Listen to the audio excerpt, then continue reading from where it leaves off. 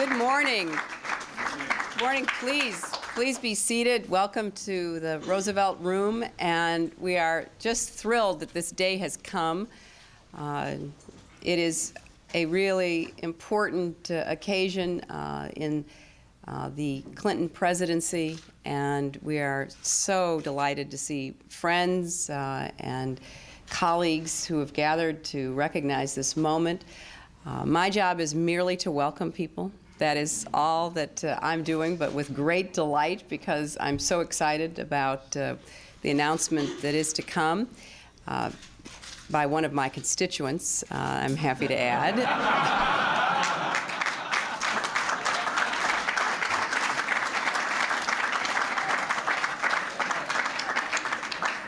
And now it's my absolute delight to introduce a friend for so many years, someone who is there doing the work of bringing people together literally day in and day out, who is a remarkable person who has such a grounding in what's important and has been heading up the effort in Little Rock and nationally on behalf of the Foundation and the library, and that is our very dear friend, Skip Rutherford.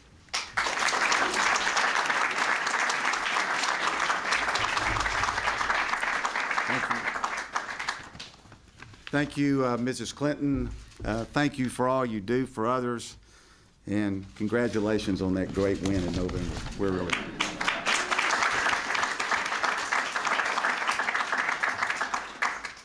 Arkansas has a third senator, too. Secretary Slater, Director Witt, Chelsea, and special guests, on behalf of the Clinton Presidential Foundation Board and members Ann Jordan, Terry McAuliffe, Senator David Pryor, and Cheryl Mills, we're pleased today to participate in this very special occasion. Let me begin by thanking President Clinton for establishing his presidential library and center in Little Rock, Arkansas.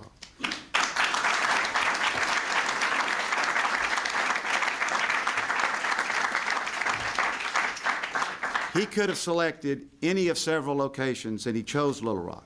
Mr. President, this is a wonderful gift to the city and the state, as well as to history, education, and the future. To be located in the William Jefferson Clinton Presidential Park on the banks of the Arkansas River in downtown Little Rock, the Clinton Library will house the largest presidential collection in American history. The complex will also contain a museum, policy center, and the University of Arkansas Clinton School of Public Service. In addition to its valuable archival resources, the Clinton Library represents a significant economic development and tourism commitment. To the best of my knowledge, this $100 million project is the largest single private sector construction project in Little Rock's history. In addition, the library is projected to generate an annual economic benefit of $10.7 million to the city. And even before it's built, it's already encouraging strong economic development. One high-tech company, Axiom, has already broken ground on a 700-job, 12-story complex. And a major international humanitarian organization, the Heifer Project, is developing plans for a global village and international headquarters. Both would be Clinton Center neighbors. And knowing that the Clinton Library will be nearby have been key location factors for both. Unlike many of the other presidential libraries, the Clinton Library will be within walking distance of hotels, including the new Peabody Little Rock, restaurants, other museums, including the old State House, where it all began in 1991, the public library, the state's largest convention center, and a thriving River Market entertainment and retail district. The Clinton Library will be the anchor. In addition, because the site is visible from the state's most heavily traveled section of Interstate Highway and is within minutes of the Little Rock National Airport, it will be user-friendly and easily accessible to local, state, national, and international visitors. Many individuals have worked very hard on this project. I want to recognize and thank two people here today who coordinated the site selection process. Little Rock City Director, Dr. Dean Compuris, and Assistant City Manager, Bruce Moore. They both worked very, very hard. And I also want to personally thank Mac McClarty, Joe Ford, and Jordan Johnson for their help and encouragement along the way. This year is the 200th birthday of the White House. In 1900, William McKinley became the first president ever to ride in an automobile. Teddy Roosevelt, I'm told, was the first president ever to leave American soil. When President Clinton entered office, the World Wide Web was a scientific research tool. Today, over 300 million people worldwide are online. And the technology possibilities for the Clinton Library are endless. Innovative and interactive technology, along with long-distance learning and research, will be key components in the first presidential library of the 21st century. But in addition to the future, the Clinton Library makes a very important statement about the past and about historic preservation. A train depot built in 1899 will be restored and used for the Clinton School. In honoring the request of local officials, a railway bridge will be restored and be converted into a pedestrian bridge across the Arkansas River, linking Little Rock and North Little Rock, enhancing the city park and making the region's new 18,000-seat Alltel Arena even more accessible. Of the first 30 American presidents, only a few made specific bequests to their papers. Unfortunately, Presidents Van Buren, Garfield, Arthur, Grant, Pierce, and Coolidge lost significant numbers of theirs. But in 1939, Franklin D. Roosevelt established the Presidential Library System. Since then, not only have records been preserved and protected, it's been said that each presidential library is a classroom of democracy and a vital link on a continuous journey through American and world history. What began in Hyde Park, New York, and later in West Branch, Iowa, Independence, Missouri, Abilene, Kansas, Boston, Massachusetts, Austin, Texas, Yorba Linda, California, Grand Rapids, Michigan, Atlanta, Georgia, Simi Valley, California, and College Station, Texas. That continuous journey now makes its way to Little Rock, Arkansas. And again, Mr. President, we thank you. It is now my pleasure to introduce to you the lead architect for this project. Jim Polshak, Richard Olcott, and the Polshak Partnership team have designed some of the most well-known facilities in the world, including most recently the highly acclaimed Hayden Planetarium. They have been and continue to be a pleasure to work with on this library project. Please welcome Mr. Jim Polshak.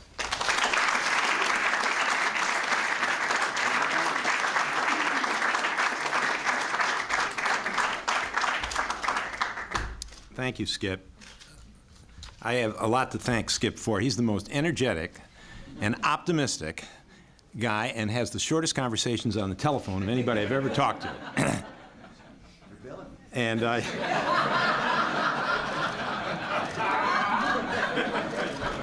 you can't win with him. If it isn't Terry, it's Skip. It's the same line. And I also want to thank the First Lady, who I am absolutely ecstatic is going to represent me and my family and all of the folks from my state. But the great part of it is I'm an Ohioan, and that's right in the middle. Now, actually, I'm a New Yorker, but Senator Clinton is going to make that connection between Little Rock and New York City, and it's going to be a spectacular benefit to all of us and to the entire country. So I'm very happy for that.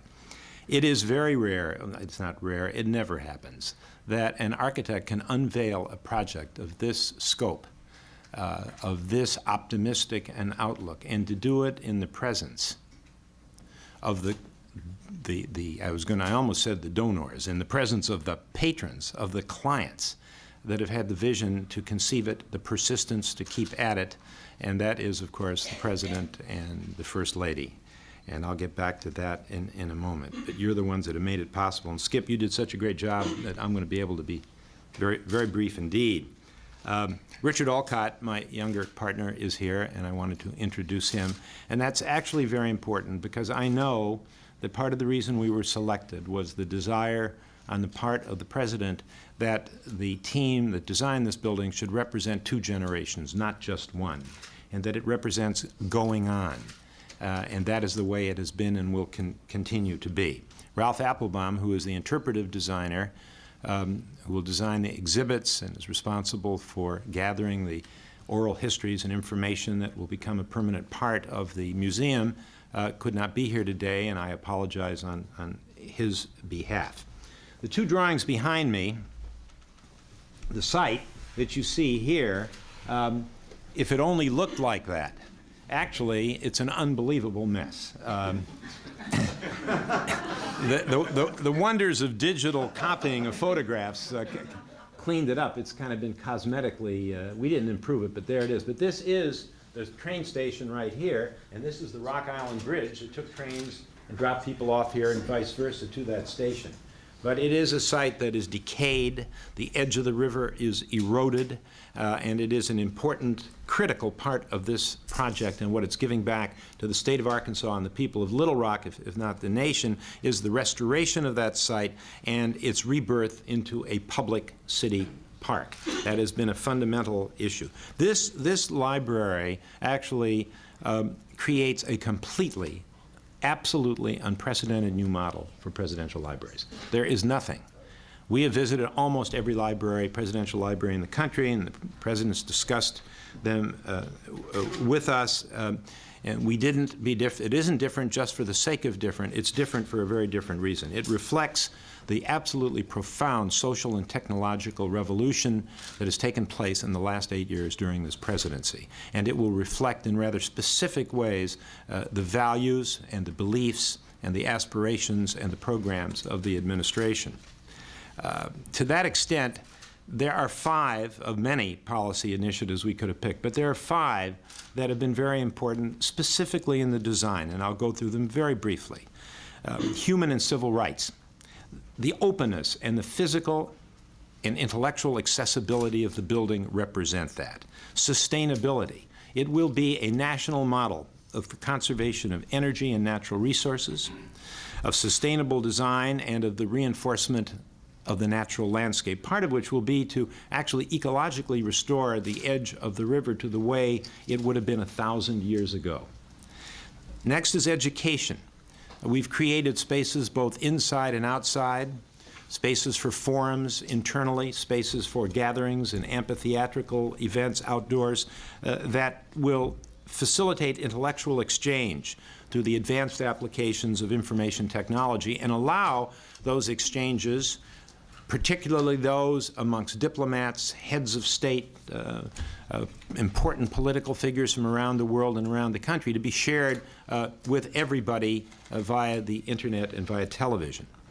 The fourth is health care, which is, you'd say, is a little bit of a stretch, but in a way it isn't. The creation of the park, of outdoor spaces for contemplation and for recreation speaks to that. And finally, historic preservation. Choctaw Station, which you see here, which is on the National Trust for Historic Preservation, will be restored and will be occupied by the University of Arkansas Clinton School of Public Service. The bridge, which from the very beginning, the minute that Richard and I came out here and saw that bridge, the light bulb went off. It speaks to, we know it is a bridge to the 21st and 22nd century, but it speaks also to the human connection between North Little Rock and this site. And I had some very interesting talk with the mayor of North Little Rock earlier today about a nature center that might take place on the other side. So that's a very, very important issue. Every public building has to give something back. It's not enough just to satisfy the needs of the Clinton Presidential Center, though obviously that is the first thing on our agenda. It has to give something back to its community, and this does. This 27-acre park, the bridge, the repair of the river edge, the preservation of the building, these are things that will forever speak to that. Now, to achieve those ends, I guess not a big room, you can hear me over here. To achieve those ends, what have we done? Well, inspired by the purity and the efficiency of the structure of the bridge, and by the site, which faces due west and looks at downtown, and looks across at the river to North Little Rock that you see here, and that we had in the program an archive for some I think it is 40 million pieces of paper or 80 million pieces of paper. It's an enormous amount. It's the largest collection of presidential documents. 40, 80. It's a, See about the organization before. 80, 80. 80. Architects do those things occasionally.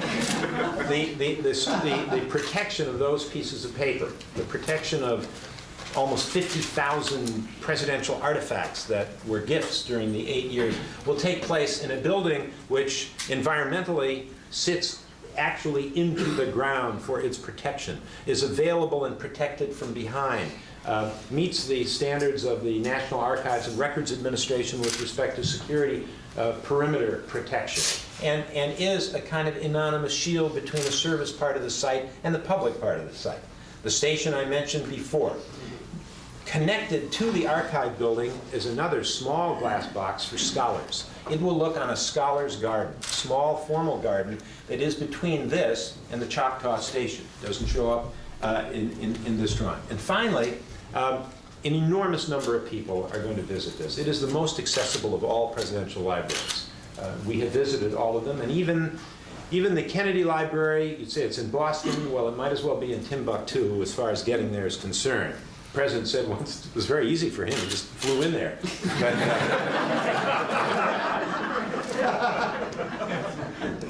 But that wasn't open to me. It lies at the end of an axis, which is the termination of Markham Street. And you actually enter the site under a portal formed by probably the biggest and largest interstate highway to enter into Little Rock, right over here. That axis terminates in what we have been calling a celebration circle. It allows for close vehicular access, so on some of those 110-degree days that happen occasionally, elderly folks and people with young children can actually get off and get into the air conditioning easily. But it also, with its fountains and its landscaping, is a place for literally for celebrations and for outdoor events for the city and those in conjunction with this. Upon entering this, and maybe it's the single most important thing that we've done conceptually, we have actually elevated the entire building off the ground. We have made it very long and very thin. There will barely be a shadow. North is across the river, so in the afternoon the western sun will glance into here. It is being taken care of by a series of very sophisticated environmental screens. The building, as it's raised, actually has an old-fashioned veranda, something that is known and traditional in Arkansas and many other kinds of similar old antique architecture in that area, so that people can actually promenade on the outside parallel to the inside here. It's as high as almost 50 feet off the ground at one point, tapering to about 30 feet. At the base of the building, sitting on top of it is a place for orientation, a cafe, gift shop, and that sort of thing. The cafe actually gives onto a bosque of trees here for outdoor dining in the shade, right with Choctaw at the background, the building here. There's a place for tour buses and so forth to come in and unload people. They can come in a different way. On the top is a conference center and presidential residence with a roof garden that you can see, and I have to tell you now that all of this is still very preliminary. Subject to obvious change as we begin to work in more detail with the president and his representatives. But it's not far off. There are two pieces in here. If you'll see at the top, you'll notice an oval. The oval is not an accident. The oval sits on a stack of ovals, the most important of which is an exact reproduction of the Oval Office. And it was a concern of the president's that it should have the quality of light that is flowing into that office today. And we are still working to and hope to be able to demonstrate that that in fact is possible. Above that oval, below that oval, there is an orientation theater which can open to a great hall to be used in conjunction with it, or that you will rise to on escalators and elevators for the introductory film that will be made to the library. From that, you go on into the exhibits. The Great Hall has a 40-foot ceiling. You can have dinners there for 400 or more people. It can be rearranged for symposia, for council meetings, for a whole variety of events there.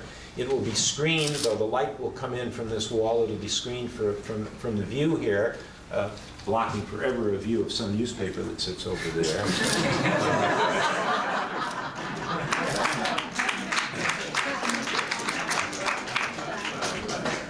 I always say one thing I shouldn't.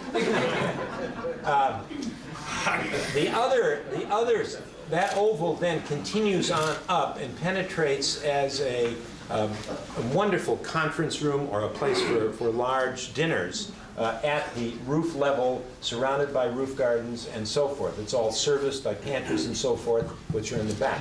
The exhibit, which Ralph and ourselves have worked on and have gotten to a certain point, at least spatially, is made as you get up to that third level. There is a sky lobby. From that sky lobby, you're exactly on axis with Markham. You look due east all the way down the Arkansas River. You look due west at downtown and a walkway which will be developed along the river's edge. You then actually go up from the theater to that upper level, and there are a series of platforms that begin to step down very gently. And those platforms trace, in a way which I will not go into detail today, the history of the 32 seasons of the 8 years of the administration and all of its various programs and initiatives. And when you get to the end, the view begins to open up more and more. And when you get to the end, you go down the stairs into a 40-foot room with a balcony outside, cantilevered, around 90 feet or so, over the river. In that room will be displayed a selection of the gifts of state and other gifts that are selected by the President and the First Lady to be displayed there. Some, I'm sure, will be enclosed in darkness because they will be made of fragile materials. Others will not.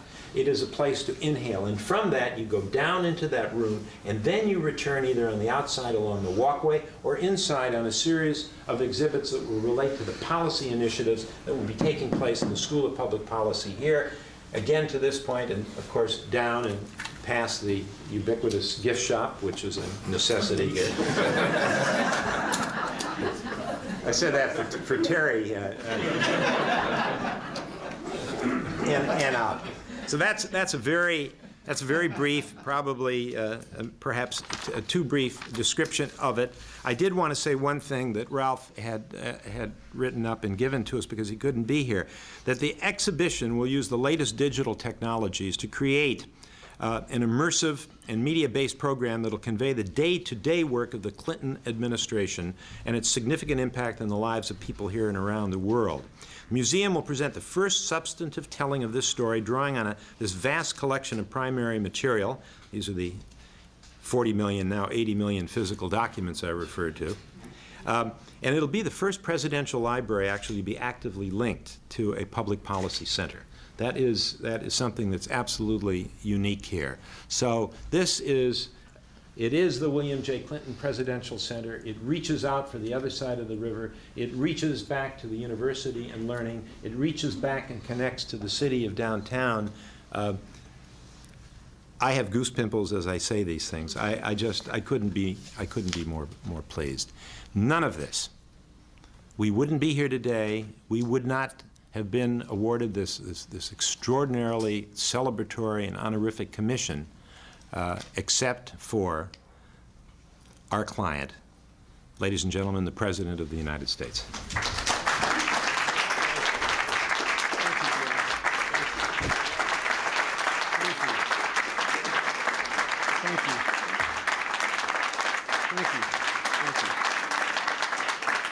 Thank you very much. Thank you.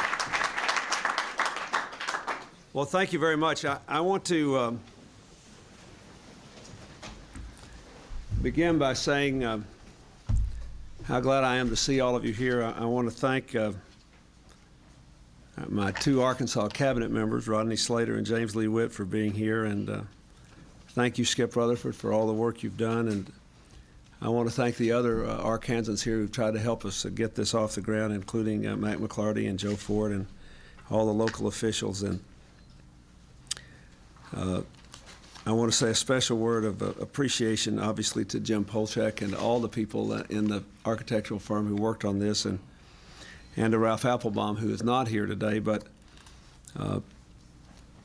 I will say a few more words about why that's important. I want to thank Hillary and Chelsea, who have spent a lot of time on this, working with me, trying to imagine what we wanted to do and how we wanted to do it.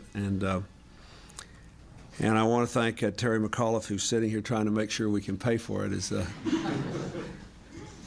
Jim reels off all these things we're going to do.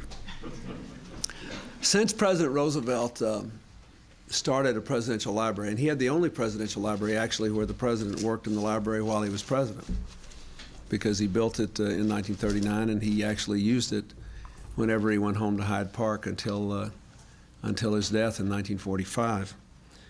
There have been 10 presidential libraries. I have actually visited 7 of them myself. And I've looked at the plans and the scheme and of the other 3. And I've tried to lift some of their best ideas in this building. But basically what I wanted to do was to, first of all, have a building that was beautiful and architecturally significant that people would want to walk in 100 years from now. But one that would also would work for average citizens. 90% of the people who come to presidential libraries are people who come as visitors. They want to see the museum. They want to know what happened in this point in our history, how it related to everything else, and how it relates to the present and the future. And the challenge for any architect is that you got to protect all these documents. And they have to be in buildings that don't get overly exposed to the light. So if you put all that stuff in one building, you have to have a lot of solid walls. And so the thing that we were able to work out that I'm really pleased about is we're protecting all the documents in the back there, and we don't have to worry about that interfering with the enjoyment of the people who actually come to see the museum and the building and participate in all of that. And so I think that's really the thing that will make it fundamentally more interesting and more enjoyable for all the people. Plus the fact that we, thanks to the good people of Little Rock, we've got enough land here to have a park which will always be accessible to the local citizens as well as to all the visitors.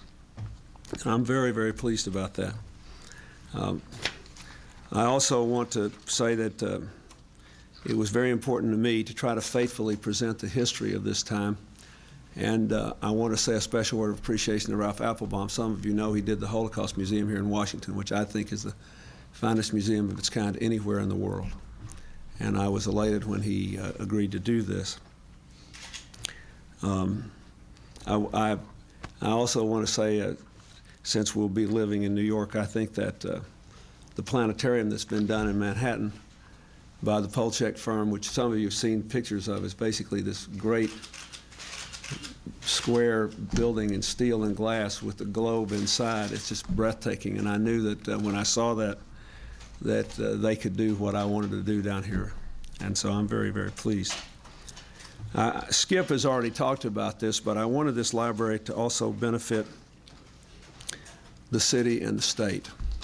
And I think recovering this portion of the river, recovering this part of the neighborhood, you can't tell here, but those of you who aren't from Arkansas don't know, but once you get down here, over here, you're immediately into perhaps the most historic part of our state, the old state capitol, which is mentioned, where I announced for president and where I had my very first reception as a public official in January of 1977 in an ice storm, was built during the period in which we became a state from 1833 to 1836. And it's a wonderful, wonderful old building.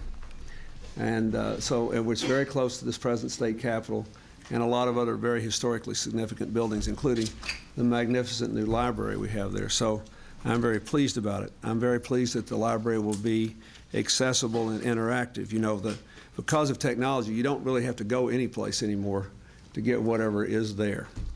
And we were laughing about all these tens of millions of documents.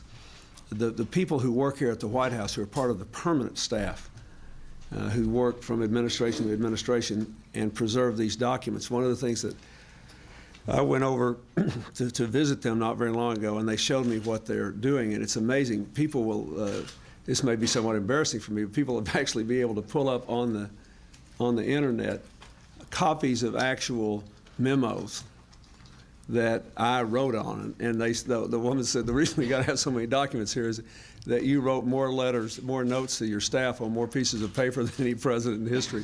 And unfortunately, most of them are unreadable, but at least the people will be able to get a picture of that. You'll be able to see, you know, in drafts of the inaugural addresses and what things that, you know, what I wrote and what they wrote. And That's good because it'll let a lot of my speechwriters off in history.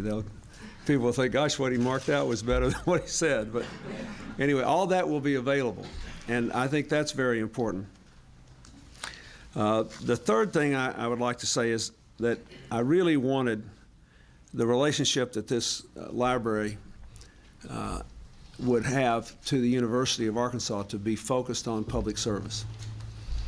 I want more and more people to want to go into public service. And we are going to offer a master's degree in public service.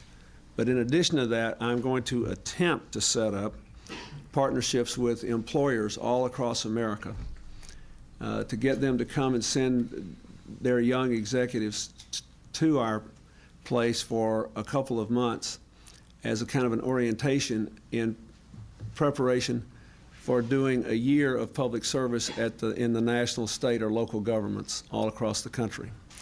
I got this idea just basically from the presidential fellowship program we have here. But I can tell you that all the people who come here as White House Fellows make an incredibly unique contribution, as do all the volunteers, all the interns, everybody who works here. And it changes them forever, but they also help us do what we're doing here.